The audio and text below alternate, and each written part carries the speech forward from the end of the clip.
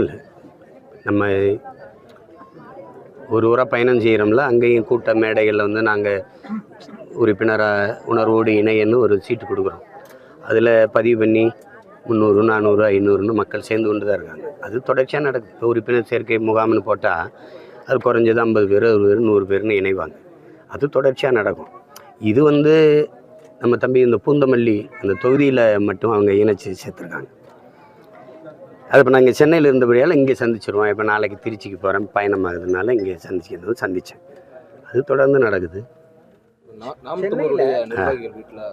சென்னை தவிர்த்து இல்லாமல் மற்ற இடங்கள் எல்லாமே திருச்சி, சிவகங்கை உள்ளிட்ட நாம் தமிழர் கட்சியை சேர்ந்த முக்கியமான நபர்கள் தான் உங்களோட தம்பின்னு சொல்லப்படுவாங்க. என்னைய சோதனை பண்ணுறாங்க. என்ன காரணம்?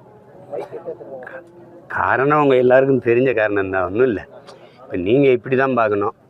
நம்ம வந்து தேர்தல் ஆணையத்தில் பதிவு செய்யப்பட்டு தொடக்கத்திலிருந்தே மக்கள் பாதையில் ஜனநாயக வழியில் இந்த மக்களாட்சி தத்துவத்தை ஏற்றுக்கொண்ட ஒரு அரசியல் பேரியக்கம் தான். அவங்கக்கிட்டே பதிவு பண்ணி அவங்கக்கிட்டே சின்ன ஒதுக்க சொல்லி போராடுறோம். மக்களோடு நின்று நம்ம தேர்தலை எதிர்கொள்கிறோம். ரெண்டாவது, கட்சி கூட்டங்கள், ஆர்ப்பாட்டங்கள், போராட்டங்கள் எல்லாமே அரசு மற்றும் காவல்துறை ஒப்புதலோடு தான் அனுமதி பெற்று நடக்குது.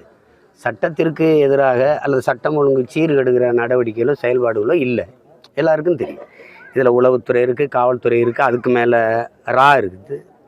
இதெல்லாம் வச்சு நீங்கள் கண்காணிச்சுட்டு அப்புறம் திடீர்னு போயிட்டு வீடுக்கு நாங்கள் என்னை சோதிக்கிறோம் அப்படின்னா அது சும்மா தேர்தல் நேரத்தில் சும்மா ஒரு அச்சுறுத்தி பார்க்குறது தான். நியாயமாக வெளிப்படையாக அவங்க சொல்கிறத பாருங்கள். எல்டிடிக்கு நீங்கள் காசு அனுப்புறீங்களா? ரொம்ப நாளாக எல்லாரும் சொல்லி கொண்டு இருந்தது எல்டிடியிலேருந்து எனக்கு காசு வருதுன்ட்டு. இப்போ எல்டிடிக்கு நாங்கள் காசு கொடுக்குறோமான்னு கேட்குறீங்க. இப்போ எல்டிடி காசு கொடுக்குறோன்னா எங்கே இருக்குது எல்டிடியை அழிச்சு முடிச்சாச்சுன்னு நீங்கள் தான் ஊராக போய் சொல்லிகிட்டு இருந்தீங்க.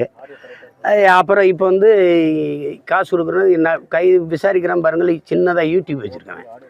யூடியூப் வச்சு நடத்தி காசு திரட்டி ஒரு இயக்கத்துக்கு காசு கொடுத்துட முடியும்னா இது எப்படி சொல்கிறது பாருங்கள்.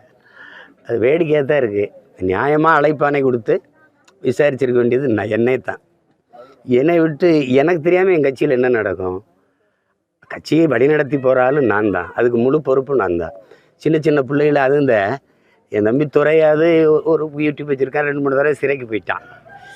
மதியம் என் பெரிய பையன் கார்த்திகெலாம் என்ன பண்ணா, இப்போ இந்த விஷ்ணு இருக்கான் பாருங்க, அந்த தென்னகம் விஷ்ணு, அவெல்லாம் எங்கள் கிராமத்தில் போய் 150 காவல்துறையை குறித்து என்ன ஒன்றில் போய் கலைச்சி போட்டு அந்த புத்தகம் ஐயா நெடுமாறன் அவர் எழுதல பிரபாகரன் பெரும் எழுச்சியின் வடிவம் இருக்குல்ல, அந்த புத்தகம் சரி எடுக்கிறாங்கண்ணே, கொடுத்துட்றா, அப்படியாவது படித்து தெரிஞ்சுக்கிட்டு கொடுத்துட்றான்ட்டு. அதுதான், வேறு ஒன்றும் இல்லை.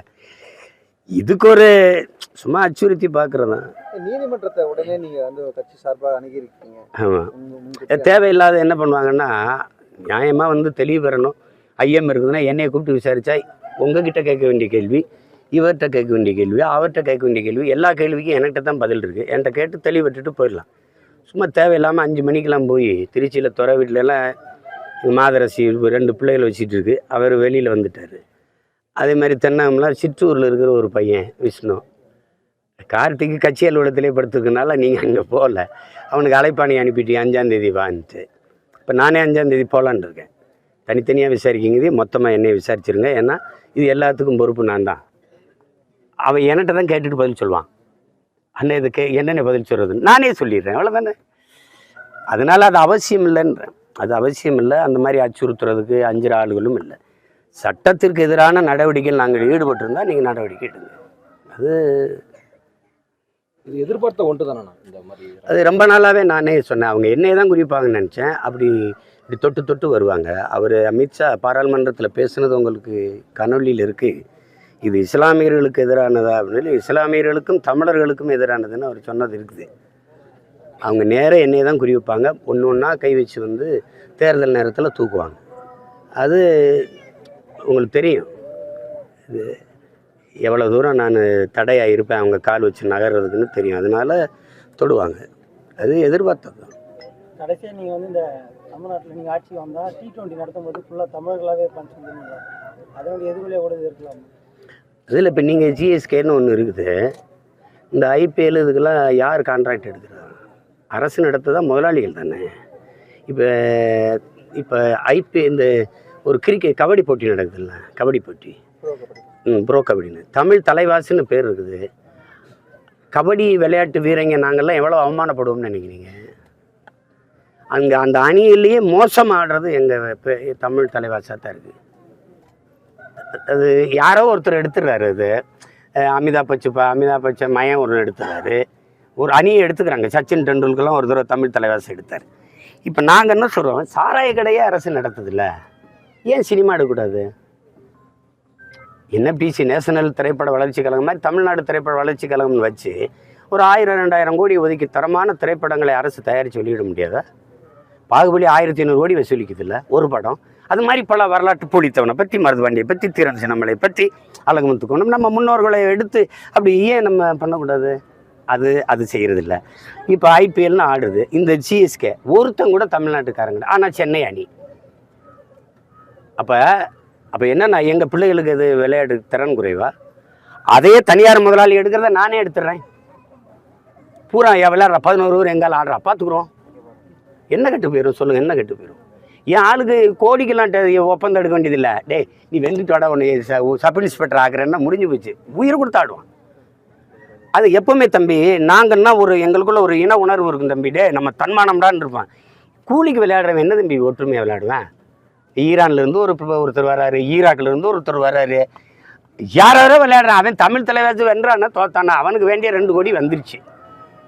அப்படிங்கும்போது எங்கள் மானமில் போகுது. அதுக்கு தான் அதை சொல்கிறது. அதை நம்ம ஒவ்வொரு இடத்துலையும் நம்ம செய்ய முடியும். இப்போ கேலோ இந்தியா இருக்குல்ல, தம்பி போட்டி நடத்துகிறாரு. போட்டியில் பங்கேற்காரன திறனை வளர்க்க ஏதாவது வேலை செஞ்சாரா? கேட்குறது பிரச்சனை. சிற்றூர்களும் பயணம் பண்ணி அங்கங்கே விளையாட்டு போட்டிகள் நடத்து, அதில் திறன் மேம்பாட்டு பயிற்சி கொடுத்து எங்கள் பிள்ளைகளுக்கு நல்ல சாப்பாடு இருக்கா, காலனி இருக்கா, உடை இருக்கா, அதெல்லாம் கொடுத்துருக்கணும்ல. நல்ல பயிற்சியாளர் இருக்காரா, பயிற்சி கொடுத்து திறனை மேம்படுத்திட்டு போட்டிக்கு வான்னு கூப்பிட்டா சரி. சும்மா நான் கேலோ இந்தியான்னு ஒரு போட்டி நடத்துகிறேன்னா எப்படி இருக்குது? அப்போ அதுதான் நம்ம சொல்கிறது. நீங்கள் ஒரு நாட்டின் நலன்கிறது எல்லாம் சேர்ந்து தான் நம்பி. கல்வி, விளையாட்டு, இலக்கியம். இலக்கியத்தில் மேம்படும் போது அந்த சமூகம் அறிவார்ந்த சமூகமாக வளருதுன்னு அர்த்தம்.